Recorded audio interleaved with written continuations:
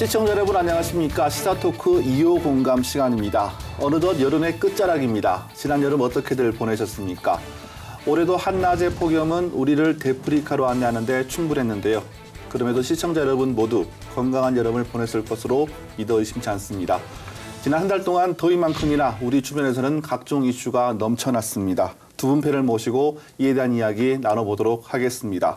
오늘도 변함없이 오마이뉴스의 조정훈 기자 나와 있습니다. 안녕하십니까? 네, 안녕하십니까? 네.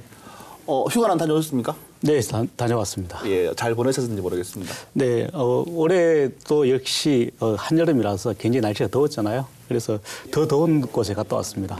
예, 조금 타신 것도 같습니다. 네, 좀 많이 탔습니다. 예, 알겠습니다. 다음에 매일신문의 이주영 기자 나와 있습니다. 한 달 만이다, 그죠? 네, 반갑습니다. 어떻게 보내셨습니까? 저도 여전히 더운 날씨 속에서 허덕이고 있습니다. 요즘 많이 바쁘시고요? 네, 돌이켜보니까 2019년이 벌써 3분의 2가 지났더라고요. 네. 그래서 남은 4개월 동안 또 이제 시사토크 2호 공감 더 많이 사랑해 주시길 바라겠습니다. 예, 알겠습니다. 오늘 잘 부탁드리겠습니다. 자, 두 분 기자들과 인사를 나눠봤는데요. 이제부터 시사토크 2호 공감 그 6번째 시간을 본격적으로 시작해 보겠습니다.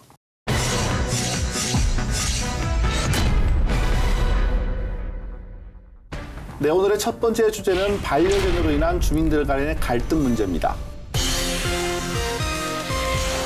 해마다 반려동물을 키우는 인구가 늘어나면서 주민들 간의 갈등도 50대 여성 A씨가 노인분들 10여 명 정도라 실랑이를 벌였습니다. 똥, 오줌, 털 날리는데 왜 개를 이곳에 데려오느냐. 또 제대로 치우고 가지 않기 때문에 좀 많이 불편하다. 아무리 소형견이라도 목줄을 안 한 상태에서 갑자기 개들이 짖을 수도 있고, 특히나 이제 어린 아이들에게는 이것도 큰 공포감이나 반려견들의 스트레스도 대단하다. 반려견주들 역시 동물과 함께 즐거움을 만끽할 수 있는 공간이 필요하다, 이렇게 얘기를. 네, 주변에 보면 반려견을 키우는 분들이 참 많습니다. 해마다 반려동물을 키우는 인구가 늘어나면서 1000만 명을 넘었다는 기사도 종종 나오고 있습니다. 반려견들이 많아진 만큼 도심 속 공원에서도 반려견과 산책을 하는 시민들이 많이 볼 수가 있는데요. 이 때문에 주민들 간의 갈등도 벌어지고 있다고 합니다. 현장을 취재한 이 기자와 함께 이야기 나눠보겠습니다. 이 기자, 이게 도대체 어떤 일입니까? 네, 대구 남구에 거주하고 있는 50대 여성 A씨가 지난달 18일 오후 8시쯤 남구 이제 영남 2공대 인근에 있는 대명생태공원에서 반려견을 데리고 이제 산책을 나왔다가 그 게이트볼 구장 인근에서 노인분들 10여 명 정도라 실랑이를 벌였습니다. 네. 그래서 애초에 이제 똥, 오줌, 털 날리는데 왜 개를 이곳에 데려오느냐라고 이제 물으면서 실랑이가 벌어진 건데요. 그 당시 A씨는 혼자 있었고 노인분들 대여섯 명이 이렇게 자신을 둘러싸고 이렇게 시비를 걸자 많이 당황했다라고 밝혔습니다. 네, 이 과정에서 다소 난폭한 장면도 연출됐다고 하던데요. 네, 심지어 한 할아버지는 들고 있던 게이트볼 채를 들고 이제 A씨와 A씨의 반려견을 이렇게 내리치려고 하는 제스처도 보였는데요. A씨는 이제 남구청에 민원을 넣었고 CCTV 영상을 확보해서 경찰에 신고할 준비를 하고 있다고 밝혔습니다. 개를 놓고 주민들 간 싸움이 폭력, 경찰 신고 등으로 불거지는 양상을 보이고 있습니다. 네, 이게 이제 공원에서의 배설물 문제 때문에 불거진 것 같은데 저기가 이제 대명 생태공원이라고 방금 말씀을 하셨습니다. 원래 여기서는 갈등들이 좀 많았던 곳입니까? 여기가? 처음부터 이렇게 갈등이 심했던 건 아닙니다. 사실 이제 대명 생태공원은 지난해 대구시가 리모델링을 거쳐 다시 재개장을 한 곳이거든요. 네, 네. 위치는 영남 2공대 그리고 영남대 병원 인근에 주택 밀집 지역에 지금 위치해 있습니다. 네. 그러다 보니까 이제 배드민턴장 등 이제 여러 운동 시설이 있고요. 또 휴게 시설 등이 잘 갖춰져 있거든요. 네. 주민들이 많이 찾고 있습니다. 예전에 대명 배수지라는 곳이 여기입니까? 네, 맞습니다. 네네. 그 근처입니다. 네. 근데 이제 문제는 이게 리모델링을 거쳐가지고 조성된 그 폭 17m에 길이 44m 규모의 게이트볼 이제 구장이 인조 잔디밭이 깔리면서 최근 견주들에게 큰 인기를 얻고 있는데요. 이제 이외에 따라서 이게 게이트볼을 운영하는, 그러니까 게이트볼 경기를 하는 주민분들과의 갈등이 이제 지속되고 있습니다. 네. 잦은 시비로 이제 욕설이 오가는가 하면은 경찰 신고까지 이어지는 탓에 대책 마련이 시급하다라는 이야기도 나오고 있습니다. 네, 반려견들 때문에 경찰까지 출동한다. 네네. 참 웃지 못할 일인 것 같은데. 네. 주로 어떤 갈등들이 벌어지고 있습니까? 이제 제가 현장에 나가 보니까 오후 8시쯤에 이제 대명생태공원을 가보니 견주분들이 적게는 20명, 많게는 30명까지도 이렇게 오셔가지고 이제 산책을 시키고 있었습니다. 근데 이제 남구 대명동 지역이 그러니까 견주분들이 딱히 강아지들을 데리고 산책을 할 만한 곳이 많이 없습니다. 네. 그래서 이분들은 이제 또 잔디밭이 그러니까 인조 잔디밭이 잘 구성돼 있으니까 강아지들이 뛰어놀기도 좋고 이러는 바람에 이곳 이제 게이트볼장에 와서 이렇게 산책을 시키는 건데, 그러니까 문제는 이제 게이트볼을 치려고 하면 요 이제 인조 잔디 구장도 잘 관리가 돼야 되는데, 그러니까 주민분들은 개들이 여기서 이제 배설물과 오줌 이런 털 같은 것 때문에 경기를 하기가 좀 힘들다라고 이제 맞서고 있으면서 갈등이 이제 계속 벌어지고 있었는데요. 네. 한 견주는 이제 뭐 워낙에 산책할 곳이 많이 없다 보니까 입소문을 타고 봉덕동이나 뭐 관문시장, 그러니까 서부정류장 인근 아니면 중구 남산동에서까지도 이곳에 와서 이게 애견들을 이제 산책하는 분들이 많다고 귀띔하기도 했습니다. 네. 네, 사실 이제 게이트볼장은 나이 많으신 노인분들이 많이 이용을 하지 않습니까? 그리고 지금 이곳 게이트볼장은 그 남구 그 체육회에서 지금 관리를 하고 있는데요. 이제 특히 그 노인분들이 이곳에 많이 와서 운동을 합니다. 아침 그러니까 오전 9시부터 오후 6시 사이에 이제 게이트볼 운동을 많이 하는데요. 하지만 이제 그 이런 노인분들이 많다 보니까 반려견을 데리고 오신 주민들하고 자주 충돌이 일어나는 것 같아요. 이곳을 자주 온다는 이제 주민들은 그 반려견 때문에 그 불편을 많이 느끼고 있다 이런 얘기를 하시는 분들도 있습니다. 또 그 어떤 분들은 이런 이야기를 하더라고요. 게이트볼장에 이제 개들이 와서 똥오줌을 싸는 것은 물론이고 또 제대로 그 치우고 가지 않기 때문에 좀 많이 불편하다 이렇게 얘기를 그 하는 분들이 들어 있었고요. 하지만 이제 그 이렇게 반려견을 데리고 나오는 그 견주분들은 이제 우리도 사실 그 불편을 감수하고 있다. 배변 봉투를 가지고 다니고 있고 또 그 줄넘기 운동이나 축구 등 저녁 시간에는 사실 다목적 운동장으로 사용하지 않고 있느냐. 그 게이트볼만 쓰는 게 아니라 여러 다목적으로 쓰고 있는데 꼭 우리들만 이렇게 범인처럼 이렇게 이야기하는 것은 좀 부당하다 이렇게 또 주장을 하고 있죠. 네. 그러니까 이를 지켜보는 주민들의 입장도 이제 나뉘고 있는데요. 뭐 소형견이라면은 굳이 이제 목줄을 채우거나 이렇게 하지 않아도 이렇게 산책시킬 수 있다라고 말씀하시는 분들이 계신 반면, 그러니까 아무리 소형견이라도 이게 목줄을 안 한 상태에서 갑자기 이제 개들이 짖을 수도 있고, 특히나 이제 어린 아이들에게는 이것도 큰 공포감이나 위화감을 조성할 수 있다라고 말하는 주민도 있습니다. 네. 제가 기억으로는 대명생태공원이 이렇게 한 바퀴 돌 수 있는 산책로도 준비가 돼 있고 그 안쪽에 이렇게 게이트볼장이 있던데 거기에 문제가 생기는군요. 제가 달서구에 무슨 공원, 제가 이름을 말씀드리기 좀 그렇겠지만 달서구에 무슨 공원도 반려견의 성지라고 불릴 만큼 주말마다 참 많은 그런 반려견들이 모인다고 합니다. 견주가 남구청에 민원을 제기했다고 하죠. 어떤 네. 행정적인 조치가 뒤따를 것 같습니까? 어떻습니까? 네, 관련 민원이 세도하고는 있지만, 그리고 이제 구청이 또 그에 따른 해결책을 찾고 있지만 사실상 해결에 뚜렷한 방법이 없습니다. 이제 법적으로 게이트볼장 안에 반려견의 출입을 막을 수가 없을 뿐더러 현행법상 이제 10만 제곱미터 미만의 이런 근린공원에는 동물 놀이터를 설치할 수가 없습니다. 대명생태공원에 대해서는 남구청 관계자는 이제 게이트볼장은 남구체육회 소속 노인들이 주로 이용하는데, 그러니까 갈등 해소를 위해서 남구체육회와 이야기를 해보겠다라고 밝힌 게 다입니다. 네. 근데 사실 그 앞서 사회자께서도 말씀하셨듯이 대구에는 거의 모든 공원에 반려견을 데리고 나오는 사람들이 많이 있거든요. 두류공원만 가도 되게 많지 않습니까? 네, 그렇죠. 네. 그래서 이 반려견 때문에 그 크고 작은 마찰이 뭐 남구뿐만 아니라 대구에 있는 거의 모든 공원에서 벌어진다고 할 수 있습니다. 네. 그 예를 든다면은 서구에 있는 이현공원이 있는데요. 이현공원은 2017년 7월 달에 재정비를 한 공원입니다. 그래서 잔디밭이 굉장히 넓은 편이어서 그 사람들이 많이 그 야간에 특히 많이 나오기도 하는데요. 서구 문화회관 뒤쪽을 말씀하시는 네, 거죠? 그렇죠. 네네. 예. 대형견과 함께 산책하는 견주들이 상당히 많이 늘어나면서 이제 그 공원에 나온 공원 이용객들과 그 잦은 갈등을 빚기도 했었습니다. 그리고 또 대구의료원 인근에 있는 그 서구 퀸스로드 공원이 있는데요. 네네. 이곳에서도 역시 많은 갈등이 일어나고 있는데요. 특히 이곳에서는 그 견주들이 약 50명 정도가 이제 나오는 걸로 이렇게 지금 알려져 있습니다. 네.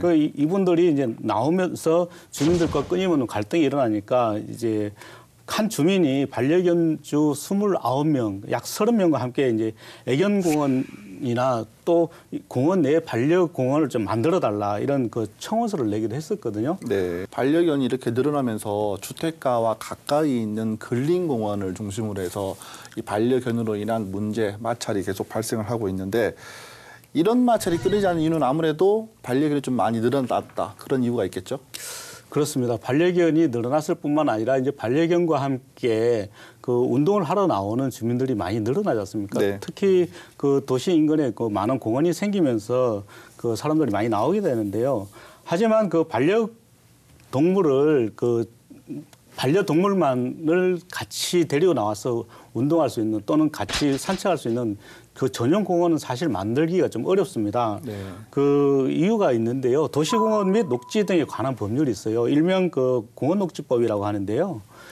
공원녹지법에 따르면 도심 속 공원에 반려견을 그 데리고 나오려고 하면은 최소한 10만 제곱미터 이상인 근린공원에 설치가 가능합니다. 네. 그런데 사실 그 도심에 있는 공원들이 대부분 10만 제곱미터 미만인 공원이 많이 있거든요. 소규모로 공원이 많죠. 예, 그렇죠. 그리고 이제 그 특정 주제공원, 무슨 예를 든다면 역사나 문화 같은 그 주제공원이 있는데 이런 주제공원 같은 경우는 이제 그 어린이공원, 근린공원도 이제 이런 공원은 또 그 생활권 적용 대상 공원이 아닙니다. 그러다 네. 보니까 그 사실상 도심에서는 반려동물만을 위한 그런 공원은 사실상 불가능하다 이렇게 보여집니다. 네. 그러니까 뭐 그렇다고 이제 법적 요건을 충족하는 이 10만 제곱미터 이상의 공원들의 이제 현재 대구 지역에서 동물 전용 놀이터가 뭐 설치돼 있느냐라고 보면 또 그것도 아닙니다. 그러니까 현재 대구 지역은 160개 근린공원이 있는데요. 이 중 면적이 10만 제곱미터 이상인 곳은 총 28곳이 있습니다. 근데 이제 이 중에서 동물 놀이터가 설치된 곳은 아무것도 없었는데요. 그러니까 법적 기준을 충족한다 해도 각 공원별 뭐 보상 문제, 토지 매입 문제 뭐 이런 것들이 이제 맞물리다 보니까 이제 동물 놀이터 설치는 좀 요원해지고 있습니다. 네. 그러니까 달서구 장기공원이 그 대표적인 예인데요. 그러니까 달서구청은 지금 뭐 반려동물 선도 기초단체로 네네. 뭐 얼마 전에 길고양이 급식소도 설치를 하고 맞습니다. 되게 네. 이런 행보들을 많이 보여주고 있는데 그러니까 달서구청이 올해 초 장기공원 내에 이거 부지를 좀 이용을 해서 동물 놀이터를 이제 설치하고자 계획을 세웠었습니다. 근데 이제 현재는 보류된 상태인데요. 그러니까 달서구청 관계자는 이제 도시공원 일몰제에 따라서 장기공원 내 5,000제곱미터 면적을 활용을 해서 네. 애견 놀이터를 설치를 하려고 했는데 문제는 이제 이게 토지 매입 문제, 그러니까 보상 문제에 맞물려 가지고 대구시와는 조금 다른 이견 차이를 보이게 돼서 보류됐다라고 밝혔습니다. 공원도 사유지가 있을 거니까 매입 문제가 분명히 발생을 할 수가 있겠죠. 그렇죠. 네. 그러니까 대구시는 이제 뭐 토지 확보, 공원 조성 등 이제 동물 공간 등을 관리하는 담당 부서가 다 달라서 또 이제 조율이 쉽지 않다라고 밝혔습니다. 네. 네, 사실 지금 그 반려동물을 데리고 있는 인구가 약 1,000만 명이 넘는다고 하지 않습니까? 네. 그렇기 때문에 이제 그 어떤 규제를 정하는 것보다는 그 반려동물들과 같이 할 수 있는 전용 공간이 좀 필요하지 않나 이런 그 전문가들의 의견도 나오고 있는데요. 네. 임미연 더불어민주당 대구시당 동물보호특별위원장이 이런 얘기를 했습니다. 한정적인 공간에서만 생활하는 반려견들의 스트레스도 대단하다. 그렇기 때문에 반려견주들 역시 동물과 함께 즐거움을 만끽할 수 있는 공간이 필요하다. 이렇게 얘기를 했는데요.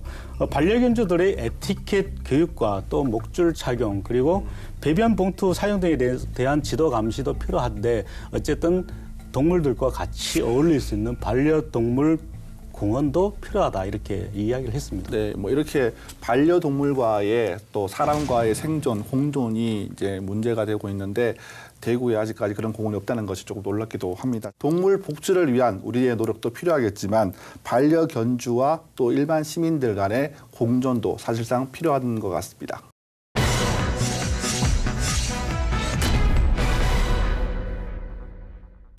네, 다음은 가장 최근에 이슈가 되고 있죠. 한일 간의 경제 전쟁. 한일 간의 경제 전쟁으로 불타오르는 반일 감정에 대한 이슈로 넘어가겠습니다. 네, 일본이 끝내 우리나라를 백색 국가에서 제외시켰습니다. 공작기계와 탄소섬유 등 군사 전용 가능성이 있는 물자를 개별적인 허가를 하도록 문재인 대통령은 사태를 더 악화시키는 대단히 무모한 결정으로 깊은 유감을 표명한다. 대구 경북 산업에 어떻게 영향을 미칠지. 구미공단 같은 경우에는 이제 공포감마저 내수와 수출 모두 타격을 입게 됐다. 전 국민의 반일 운동이 시민들이 자발적으로 모여서 일본 기업 앞에서 릴레이 1인 시위를 펼치고 일본산 그 맥주라든지 일본산 담배 같은 걸 전혀 팔지 않겠다. 대구 도시철도 안내 방송에 굳이 일본어 방송을 넣어야 되냐라는. 네, 일본이 끝내 우리나라를 백색 국가에서 제외시켰습니다. 7월 반도체 소재 세계 품목 수출 규제를 단행한 지 한 달 만에 2차 공격을 감행한 건데요. 한일 관계가 국교를 재개한 이후 최악을 향해 달리고 있다는 평가가 나오고 있습니다. 그래서인지 반일 감정도 전국적으로 대단한 상황입니다. 일단 이 기자, 백색 국가 제외됐다는 이야기가 나오더라고요. 백색 국가의 정의부터 한번 알아볼까요? 네, 백색 국가는 일본 정부가 안보상에 문제가 없다고 판단한 안보 우방 국가를 뜻합니다. 우방 국가란 서로 우호적인 관계를 맺고 있는 나라라는 뜻인데요. 일본 정부가 백색 국가에서 한국을 뺀 것은 더 이상 안보 우방 국가가 아니라는 뜻으로 볼 수도 있겠습니다. 네. 참 안타까운 일이 아닐 수가 없는데요. 그렇다면 백색 국가라면 어떤 혜택을 입을 수가 있나요? 네, 백색 국가에 들어가게 되면 일본의 우방국이라는 뜻이므로 이제 군사 전용이 가능한 전략 물자를 수입할 경우 그러니까 자국 기업의 수출 허가를 일본에서 간소화해주는 제도입니다. 네. 그래서 이제 백색 국가에 포함된다면 이제 일본 정부가 자국 안전 보장에 위협이 될 수 있는 첨단 기술과 제품 등을 수출 시 허가 절차 등을 면제하고 있는데요. 네. 이에 안전 보장 우호국이라고 불리기도 합니다. 우리나라는 2004년에 이제 아시아에서는 유일하게 백색 국가에 등록이 됐는데요. 이번에 이제 백색 국가에서 빠지면서 백색 국가에서 제외하는 또 첫 번째 국가가 되기도 했습니다. 네. 그렇다면 조 기자, 백색 국가 제외는 일본 정부의 결정이라고 보면 되는 거죠? 예, 그렇습니다. 지난 8월 초였죠. 그 아베 신조 그 총리가 우리나라의 국무회의에 해당하는 가계를 열고 백색 국가에서 제외하는 내용을 담은 수출무역관리령 개정안을 의결을 했습니다. 이 의결안에는 8월 중으로 바로 실행을 하겠다 이렇게 돼서 지금 이제 실행이 되고 있는데요. 네. 백색 국가에서 제외가 되면서 이제 공작기계와 탄소섬유 등 군사 전용 가능성이 있는 물자를 우리나라에 수출을 할 때는 원칙적으로 계약을 체결할 때마다 그 개별적인 허가를 하도록 이렇게 했습니다. 그렇기 네. 때문에 이제 굉장히 번거롭게 된 거죠.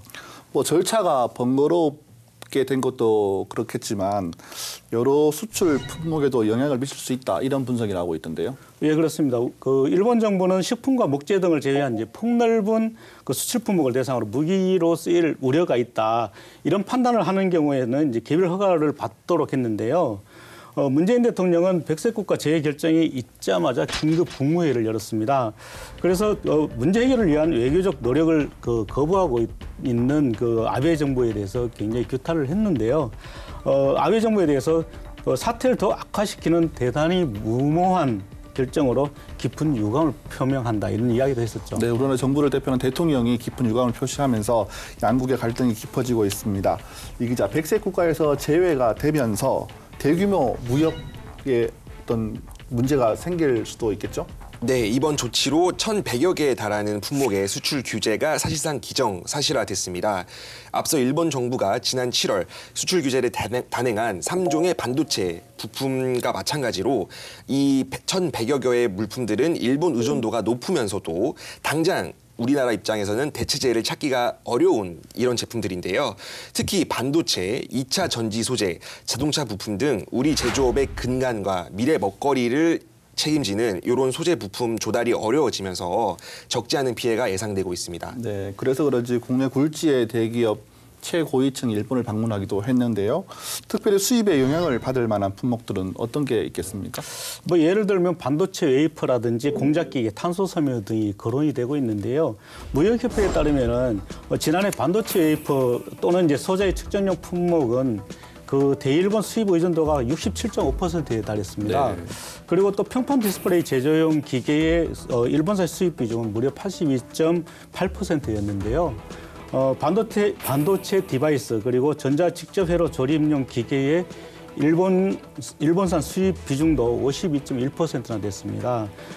굉장히 많은 비중을 차지하고 있는데요. 네. 이들 품목은 사실상 일본으로부터 공급이 중단되면 대체제나 또 다른 수입선을 찾기가 상당히 어려운 상황입니다. 그래서 앞으로 당분간은 굉장히 좀 어려움을 느끼지 않을까 이렇게 보여집니다. 네. 그러니까 백색 국가 제외 시에 수출 물자에 대한 심사 기간은 90일로 정해져 있습니다. 하지만 이마저도 지켜지지 않을 것 같다라는 가능성에 이제 힘이 실리고 있는데요. 백색 국가 제외가 사실상 우리 경제에 타격을 주기 위한 일본의 전략이 이미 드러나고 있는 상황에서 쉽게 수출 허가를 내주지 않을 거라는 예측도 나오고 있습니다. 네. 그렇다면 이제 지역 경제에 얼마나 많은 영향을 미치겠느냐 그것을 좀 걱정을 해야 되겠는데 지역에서는 이제 반도체, 스마트폰, 뭐 디스플레이에 대한 산업이 많이 하고 있는데 이제 수출 규제가 대구 경북 이 산업에 어떻게 영향을 미칠지 걱정이 됩니다. 어떻게 보겠습니까? 네, 특히 이제 관련 산업이 많은 이제 경북 구미공단 같은 경우에는 이제 공포감마저 돌고 있습니다. 지역 제조업계는 미중 무역 분쟁 등의 영향으로 중국 수출 감소를 겪은 데 이어 산업 전반으로 악재가 번졌다면서 우려가 큰 상황인데요. 일본의 수출 규제 사태가 장기화될 경우에 구미에는 타격이 클 것으로 예상이 됩니다. 구미공단에는 삼성, LG, SK 등 스마트폰, 디스플레이, 반도체 관련 기업 비중이 60% 정도 차지할 만큼 많습니다. 예, 지금 미중 무역 갈등에 이어서 이제 일본이 한국을 화이트리스트에서 제외를 하면서 지금 사실 이 대우 경북에서는 굉장히 어려움을 많이 느끼고 있는데요. 지금 지난 4월 기준이었죠. 지난 4월 기준으로 대구 지역의 수출업체들이 중국에 대한 수출이 전년 대비해서 약 18.4%가 줄었습니다. 그리고 이제 일본의 무역 보복이 시작되기 때문에 앞으로 좀 더 타격이 더 클 것으로 보여지는데요. 대구 달성군에 있는 한 산단 업체에 있는 대표가 이런 얘기를 하더라고요. 기업들이 지금처럼 외부 요인에 흔들린 적이 없었다. 네. 그만큼 많이 어렵다는 얘기인데요. 정책뿐 아니라 대외 이슈 때문에 내수와 수출 모두 타격을 입게 됐다. 이렇게 얘기를 했습니다. 그리고 정치와 무관한 경제인들이 왜 애꿎은 피해를 봐야 하는지 모르겠다. 회사 스스로 극복할 수 있는 부분이라면은 우리가 더 열심히 노력을 해서 극복할 수 있겠지만 이거는 뭐 회사가 열심히 노력하더라도 극복할 수 없기 때문에 굉장히 답답하다 이런 얘기를 했습니다. 네, 뭐 재료 수급에도 문제가 되겠지만 더 큰 문제는 생산 설비를 어떻게 갖고 오느냐 그게 더 문제라는 말씀도 있으십니다. 어떻게 보고 있습니까? 네, 저도 정확히는 몰랐던 부분인데, 그러니까 원재료를 일본 제품을 쓰는 것만큼이나 요거 일본산 기계들을 많이 쓰나 봐요. 근데 이제 대구 경북 제조업계 말인데요. 네. 그러니까 자동차 부품, 금속 등 이제 일본산 생산 설비 사용 비중이 높은 업종이 향후 뭐 설비 사후 관리나 이런 추가 수입이 어렵지 않을까. 라는 우려가 되게 심하다고 합니다. 네.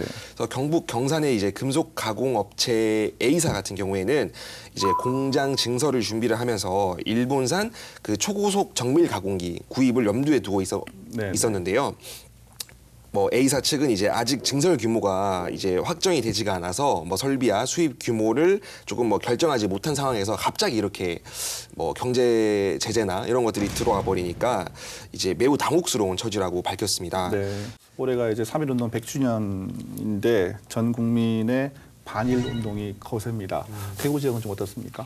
대구 지역에서는 지난 7월 최초로 이제 일본 불매 운동 1인 시위를 기획했었던 최현민 씨라는 시민이 있습니다. 그러니까 아직까지도 이제 반일, 그러니까 1인 시위를 이어나가고 있는데요.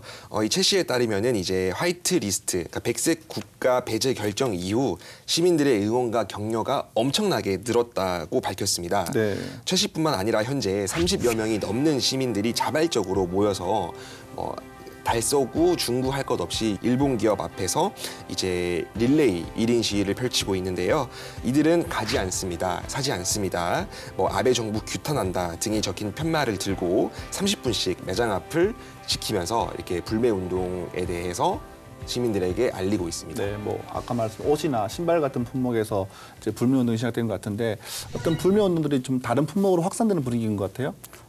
굉장히 많이 확산이 되고 있습니다. 사실은 그 마트에서는 일본산 그 맥주라든지 일본산 담배 같은 걸 전혀 팔지 않겠다라고 그 스스로 이렇게 보여주기도 하고요.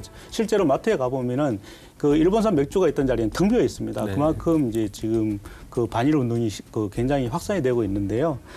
대구시 또 그리고 경상북도 약사회에서도 그 일본산 그 약품에 대해서는 불매 운동에 나서겠다 이렇게 밝히기도 했었습니다.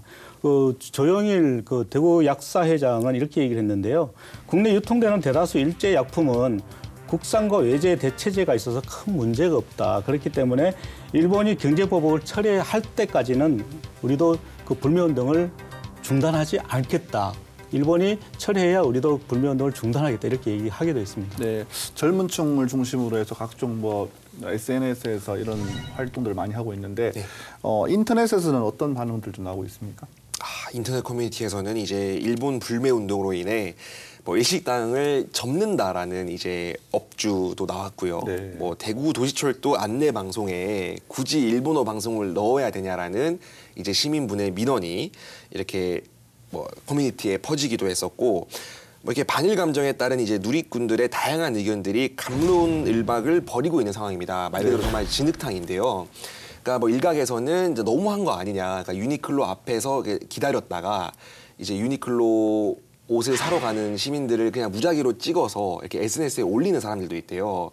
그러니까 이를 두고 이거는 너무 지나친 행사다라고 말씀하시는 분들도 계신 반면에 이제 우리가 단결을 해서 그러니까 한국 국민이 단결을 해서 이렇게 일본 기업 불매 운동을 계속적으로 해야 된다라고 이렇게 말씀하시는 누리꾼들도 많습니다. 네, 그렇죠. 그 사실 우리가 그 불매 운동을 하고 또 일본에게 너희들이 우리한테 경제보복을 한다면 우리도 할 수 있다라는 걸 보여주는 건 괜찮습니다. 그렇지만 그 일본인들이 우리나라에 왔을 때 오히려 우리가 더 일본인들에게 친절하게 해주면서 우리 한국은 이렇게 평화롭고 너희들한테 잘 해주고 있는데 너희들은 왜 우리한테 이렇게 하느냐 이런 걸 보여줄 수도 있는 것 같아요. 네. 네. 한국 국민들이 일본으로 관광도 많이 갔었는데 최근 들어서 많이 줄었다고 합니다. 그래서 일본 현지 관광 현지에서는 한국 관광에 줄면서 이제 아베 정부를 좀 규탄하는 그런 목소리가 좀 나오고 있다고 하던데 저도 이제 지역을 다니면서 거리에서 이제 현수막을 본 적이 있습니다. 반일 감정에 대한 현수막이었는데 항일 운동은 하지 못하더라도 불매운동을 하겠다라는 이런 문구가 눈에 띄었습니다. 많은 사람들이 이제 항일 감정에 복받쳐서 불매운동에 동참을 하고 있습니다. 한일 두 나라의 경제 전쟁이 앞으로 좋은 결과로 나왔으면 좋겠습니다.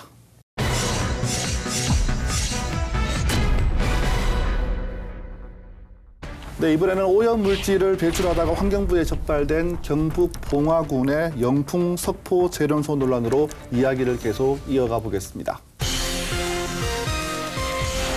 오염물질을 배출하다가 환경부에 적발되기도 지난 50년간 그 낙동강 폐수 유출과 토양 오염 그리고 황산 누출 사고 등 1급 발암물질이면서 특정 대기 유해 물질인 비소 항목의 배출 허용 기준을 조작한 측정 수치는 무려 1,405배나. 하지만 재련소 측은 이에 반발해 환경부 적발 사항은 위법이 아니다. 직접 소명하겠다면서 청문을 신청했는데요. 낙동강 물을 그 식수로 사용하는 우리 영남 주민들 입장에서는 영풍 석포 재련소 때문에 굉장히 불안감을 많이 느낍니다. 네, 경북 봉화군에 가면 영풍 석포 재련소라는 곳이 있습니다. 낙동강 최상류에 있으면서 오염물질을 배출하다가 환경부에 적발되기도 했는데요.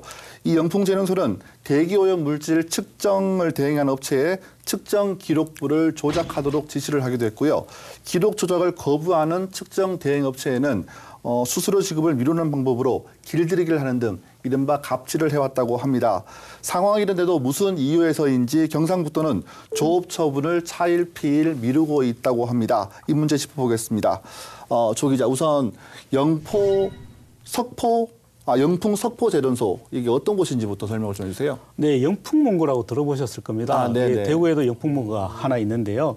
이 영풍문고를 소유하고 있는 영풍그룹이 1970년에 경북 봉화군 석포면에 아연을 재련하기 위해서 만든 공장이 영풍 석포제련소입니다. 네. 영풍 석포제련소는 연간 40만 톤 정도의 아연을 생산하고 있는데요. 국내 시장 점유율의 약 80%를 차지하고 있습니다. 하지만 아연을 재련하는 과정에서 그 여러 가지 오염 물질을 배출해서 논란이 일고 있는데요. 지난 50년간 그 낙동강 폐수 유출과 토양 오염 그리고 황산 누출 사고 등 그 굉장히 많은 일이 있었습니다. 또 공장 내에서 노동자 산업재해까지 발생하면서 환경 논란이 끊임없이 지금 벌어지고 있는데요. 특히 낙동강물을 식수로 사용하는 우리 영남 주민들 입장에서는 영풍 석포제련소 때문에 굉장히 불안감을 많이 느끼고 있습니다. 낙동강을 우리 대구 시민들의 식수로도 활용을 하고 있는데 이런 최상류에서 이런 일이 있다는 게 깜짝 놀랄 일인 것 같습니다. 최근 환경부가 대기오염 물질 배출 농도를 상습적으로 조작한 영풍 석포제련소와 대구 경북 지역에 측정 대행업체 3곳을 적발했다고 밝혔는데요. 어떤 내용입니까? 네, 환경부는 이제 대기 오염 물질 배출 농도를 상습적으로 조작하도록 지시한 영풍 석포제련소 임원 1명과 측정 대행업체 대표 1명 등 2명을 구속하는 등 모두 7명을 기소 의견으로 검찰에 송치했습니다. 석포제련소는 측정 대행업체와 공모해서 실제로 측정된 수치를 조작하거나 측정하지 않았음에도 측정한 것처럼 이렇게 꾸며서 제출을 했다라고 밝혀졌는데요. 네. 지난 2018년부터 3년간 무려 1,868부의 대기 측정 기록부를 대구 지역 측정 대행 업체로부터 허위로 발급받았습니다. 조작한 측정 기록부 1,868부 중에서 실제로 측정한 값이 배출 허용 기준을 초과했음에도 기준 이내인 것처럼 조작된 측정 기록부는 276부에 달하는 것으로 드러났습니다. 네. 예, 근데 이뿐만이 아닌데요. 사실 석포제련소는 미세먼지와 황산화물 농도값을 배출 허용 기준에 약 30% 미만으로 조작하도록 했습니다. 그래서 2017년부터 지난해까지 모두 4차례에 걸쳐서 기본 배출 부과금을 면제받은 사실도 드러났는데요. 특히 1급 발암물질이면서 특정 대기후 유해 물질인 비소라고 있습니다. 이 비소 항목의 배출 허용 기준을 낮춰서 조작을 하기도 했습니다. 비소의 배출 허용 기준은 약 2ppm이 있거든요. 그런데 실측값이 허용 기준의 19배를 초과를 했습니다. 39.362 ppm이 나왔는데요. 네. 그럼에도 불구하고 실질적으로 조작한 측정 수치는 무려 1,405배나 낮췄습니다. 0.028 ppm으로 측정치를 조작을 했습니다. 네.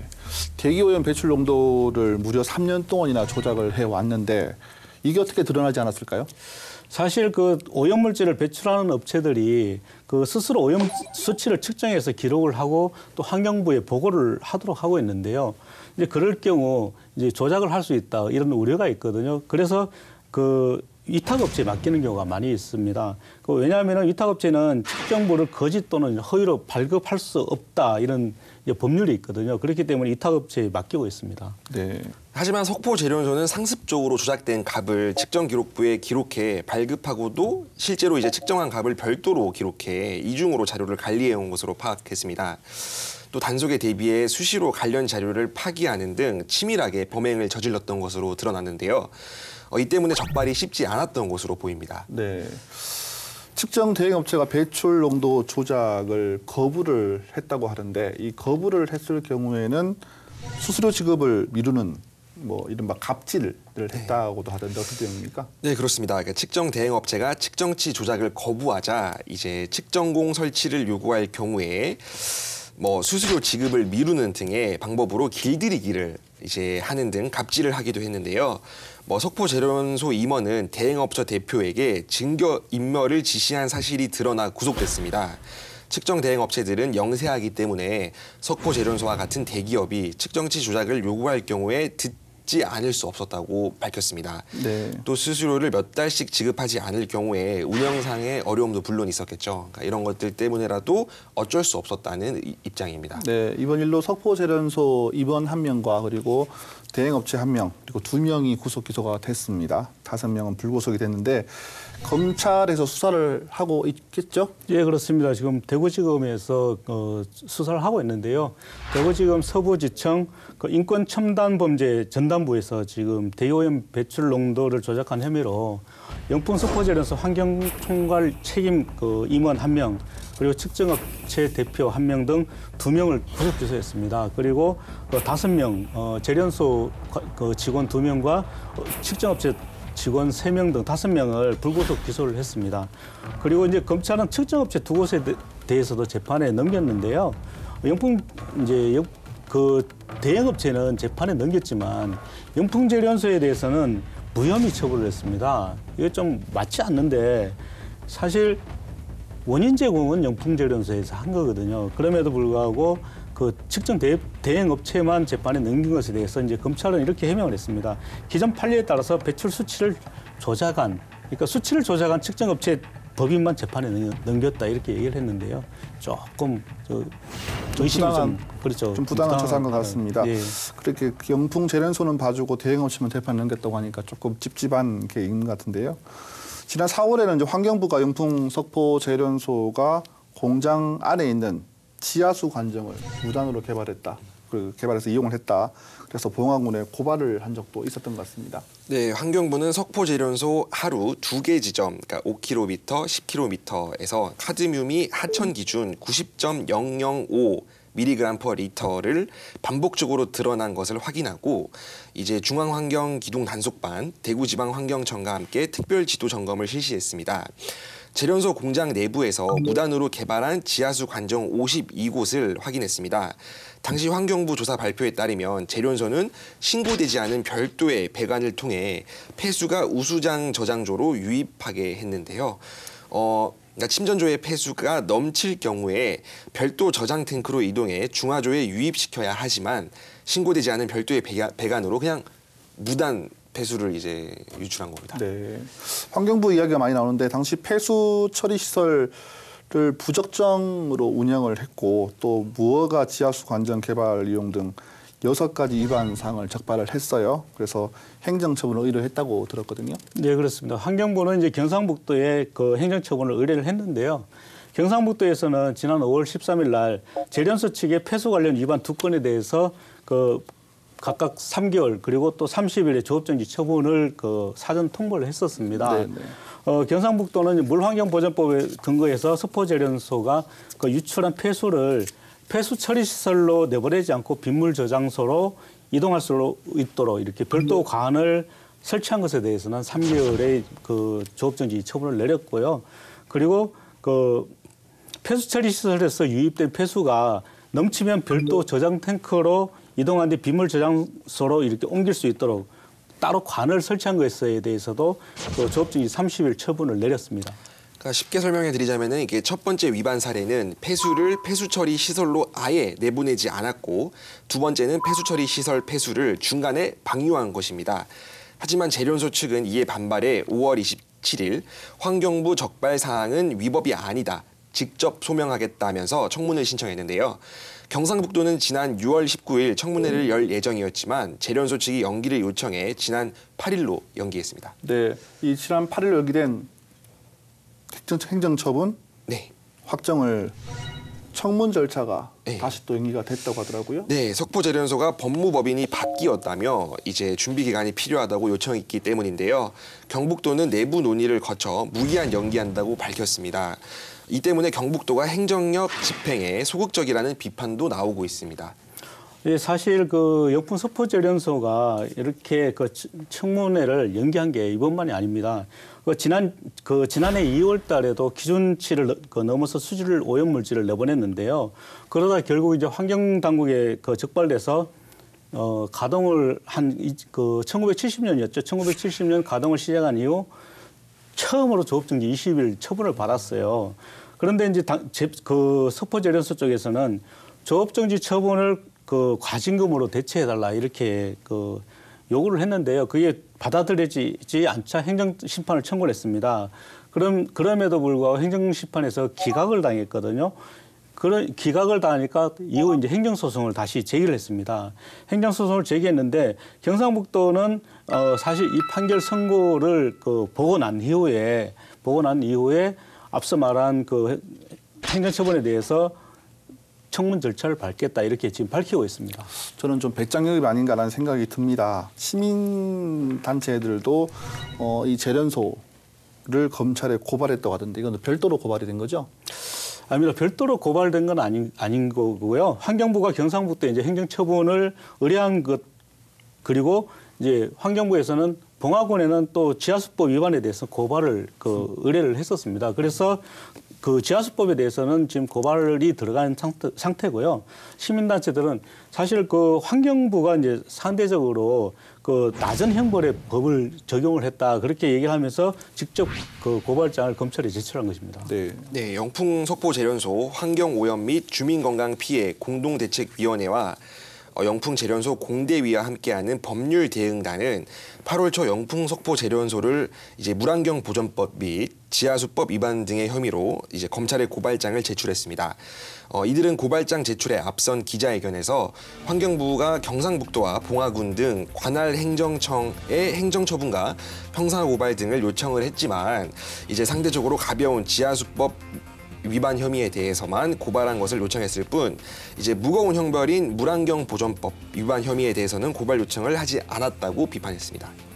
물환경 보전법과 지하수법 위반의 처벌 범위가 어땠기에 이 시민단체들이 반발을 하고 있는 건가요? 네, 현행 법률에 따르면은 이제 물환경 보전법을 위반할 경우에는 5년 이하의 징역 또는 5천만 원 이하의 벌금에 처하도록 하고 있습니다. 하지만 지하수법 위반에 대해서는 3년 이하의 징역 또는 3천만 원 이하의 벌금에 처할 수 있도록 했기 때문에 환경부가 상대적으로 조금 가벼운 처벌을 택했다는 것입니다. 네. 법률지원단은 어떻게 입장을 내놓고 있습니까? 예, 그 법률지원단의 백수원 변호사는 이렇게 얘기를 했습니다. 영풍 석포재련소는 몇 년 전부터 토양을 오염시킨 사실이 적발됐다. 그럼에도 불구하고 토양 정화 명령을 받았는데 이걸 아직까지도 이행을 하지 않고 있다 이렇게 비판을 했는데요. 그 폐수 무단 방류에 대해서는 조업정지 처분을 예고를 했지만 이걸 또 청문 절차를 통해서 계속 다투고 있다 이렇게 지적을 한 거죠. 네, 시민단체들이 이제 환경부를 비판하고 있는데 환경부는 물환경보조법에 대해서는 자체적으로 조사하고 있다 이렇게 해명을 했다고 하더라고요. 예, 그렇습니다. 그 대구지방환경청이 해명 자료를 낸 게 있습니다. 지난 4월 영풍 석포재련소에 대해서 지하수법 및 물환경보전법 위반 사항 6가지를 적발을 했고 조치 명령과 함께 조업정지 등 그 행정처분 사항을 지자체나 또는 관련 부서에 이미 의뢰했다 이렇게 얘기를 했는데요. 대구지방환경청은 형사처분 사안인 지하수법 위반 행위 및 물환경보전법 위반에 대해서 지금 그 대구지방환경청에서 조사를 하고 있다라고 밝혔습니다. 환경감시과에서 직접 조사 중이라고 하는데요. 엄중하게 수사를 해서 관할 검찰청의 수사 지휘를 받아서 사건을 검찰에 송치할 예정이다 이렇게 얘기를 했습니다. 네, 그럼에도 이제 각종 오염 물질을 배출하는 석포재련소에 대해서 행정적 조치가 뒤따를 것이다 이런 전망이 나오고 있습니다. 그럼에도 불구하고 석포재련소 자체적인 노력도 요구가 되고 있겠죠. 재련소 쪽에서는 어떤 노력을 하고 있습니까? 예, 지난 그 5월 달이었는데요. 수처리 전문 그 기업인 수에즈와 260억 원의 계약을 체결했다 이렇게 보도 자료를 낸 적이 있었습니다. 재련소에서요? 네, 그렇습니다. 네. 그래서 올해 여름부터 무방류 공정 시스템을 구축을 하겠다. 그리고 그 내년 그 하반기에 완공을 하겠다라고 밝혔는데요. 국내 대규모 제조업체 중에서는 세계 최초의 사례다 이렇게 홍보를 하기도 했었습니다. 하지만 아직까지 무방류 그 시스템 구축을 시작을 하지 않고 있거든요. 네. 그래서 좀 찰피를 미루면서 사실 그 지역민들의 눈치를 보는 게 아니냐 이런 지적이 나오는 거죠. 네, 재련소 스스로도 한 약속도 지키지 않고 있다는 말씀인 것 같은데 비판을 받아 마땅한 일인 것 같습니다. 해마다 오염 물질을 배출하면서 비난을 받고 있는 석포재련소가 어떻게 하면 좋겠습니까? 저기다 보시기에. 예, 지금 환경단체들은 영풍 석포재련소 전체에 대한 수사를 좀 촉구를 하고 있습니다. 그 앞서 말씀드렸다시피 임원 한 명이 그 조작했겠느냐라고 하는 게 이제 환경단체들의 그 의구심인데요. 회사 차원의 조직적인 개입이 있지 않았겠나 그런 생각이 합리적이라는 거죠. 그래서 가장 좋은 방법은 그 사실 그 석포면에서 다른 지역으로 좀 옮겨가야 된다 이렇게 얘기를 하고 있는데요. 그 낙동강을 생명줄로 여기며 살고 있는 우리 그 영남 지역의 1,300만 영남인들 입장에서는 그 환경에 굉장히 민감할 수밖에 없기 때문에 석포제련소가 당장 옮겨가기 어렵다면은 오염물질을 하지 않기 위해서 그 최소한 영풍 석포제련소가 자기들이 스스로 약속한 무방류 시스템이라도 빨리 그 설치를 해서 가동을 해야 된다 이렇게 이야기를 하고 있고요. 또 지역 환경단체들이 지적을 하듯이 오염물질 배출에 대해서 그 영풍 석포제련소가 자기들 스스로가 책임을 다해야 된다 이렇게 얘기를 하고 있는 거죠. 네, 시민 감시단 같은 거 운영하면 좋을 것 같은데요. 잘 됐으면 좋겠습니다.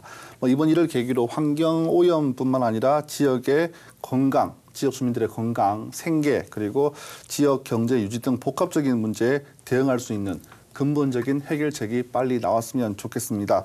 영풍 석포제련소는 물론이고요. 관계 당국이 힘을 모아서 마련하는 모습을 기대해 보겠습니다.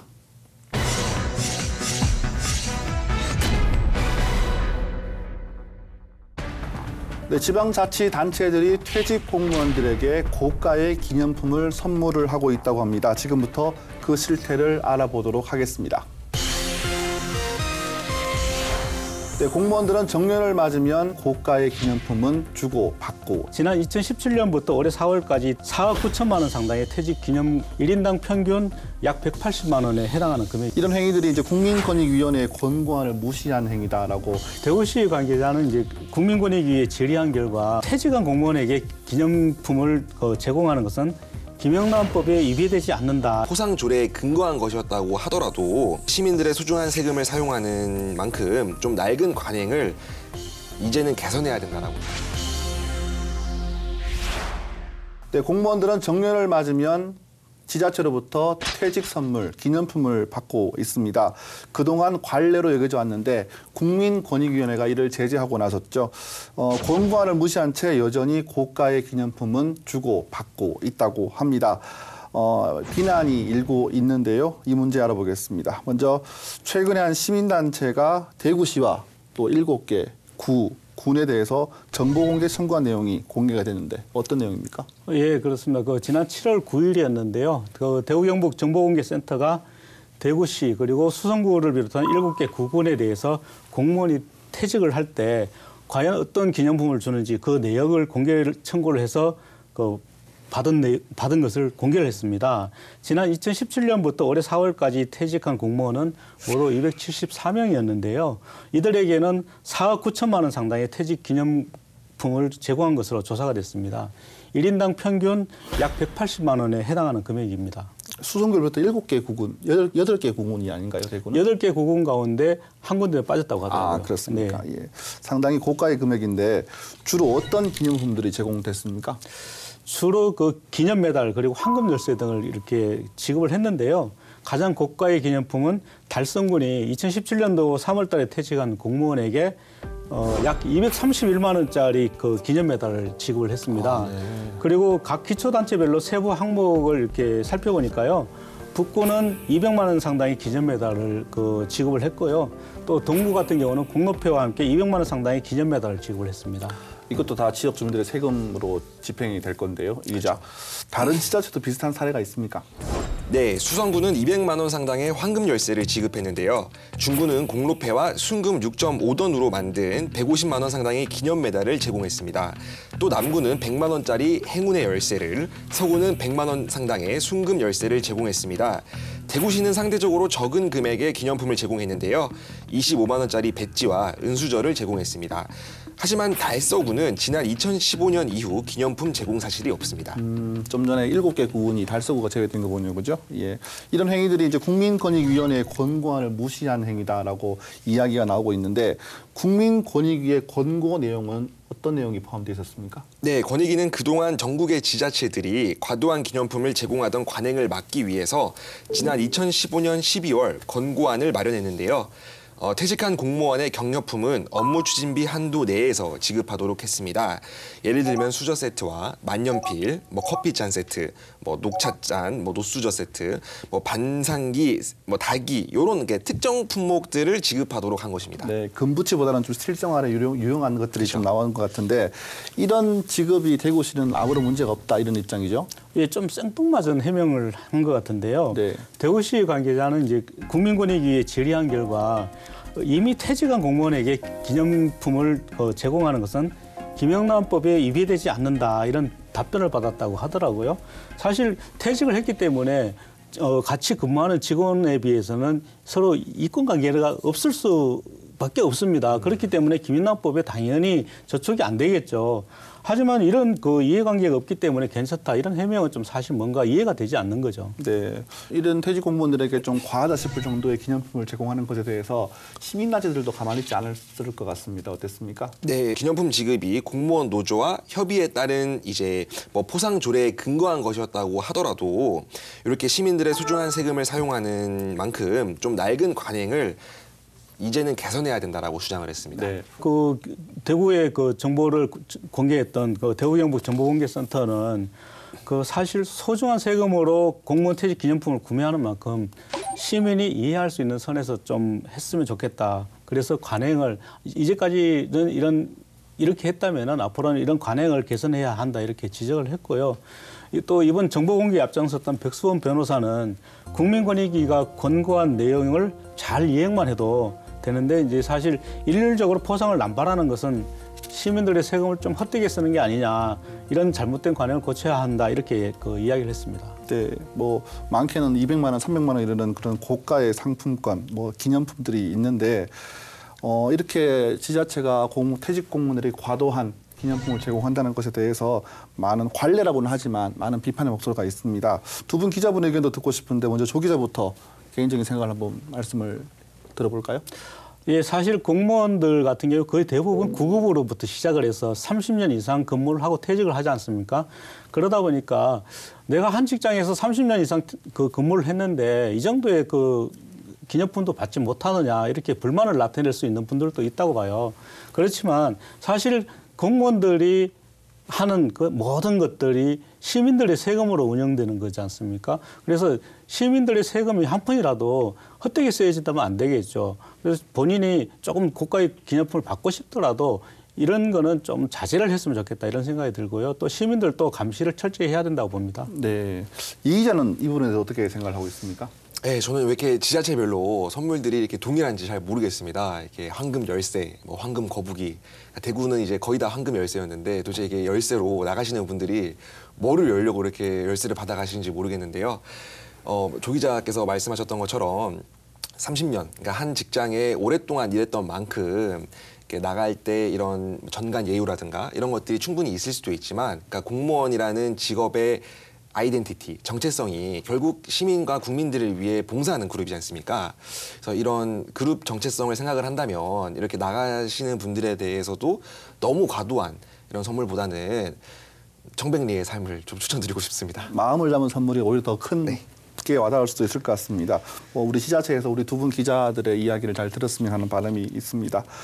오늘 시사토크 2호 공감은 공원 반려견 산책으로 인한 주민 갈등과 경제 전쟁으로 인한 반일 감정, 그리고 영풍 석포 재련소의 갑질 행위와 퇴직 공무원에 대한 고가의 기념품 제공 논란에 대해서 이야기를 나눠봤습니다.